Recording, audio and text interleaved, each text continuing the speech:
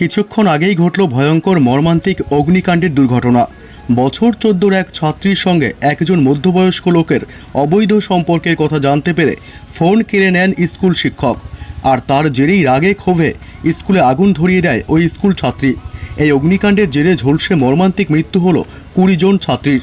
খবর পেয়ে দ্রুত ছুটে আসে দমকল বাহিনী।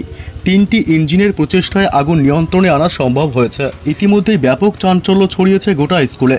তবে কখন, কোথায়, কিভাবে ঘটল এই ভয়ঙ্কর অগ্নিকাণ্ডের দুর্ঘটনা, এখন কি পরিস্থিতি সেখানকার, সবই বিস্তারিত জানিয়ে দেব এই খবরে।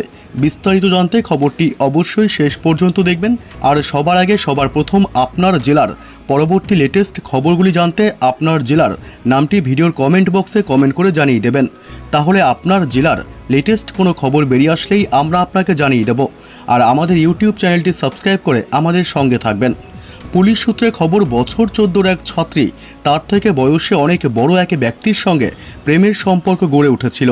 সেই সম্পর্কের কথা জানতে পারেন স্কুল শিক্ষক। তারপরই ছাত্রীর ফোন কেড়ে নেন শিক্ষক।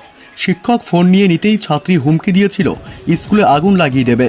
তার সেই হুমকি হালকাভাবেই নিয়েছিলেন শিক্ষক, কিন্তু বাস্তবে যে সেই কাণ্ডই ঘটাবে সেটা কল্পনাও করতে পারেননি কেউ। জানা গেছে, মহদিয়া সেকেন্ডারি স্কুলে মেয়েদের হোস্টেলে আগুন লেগে যায়।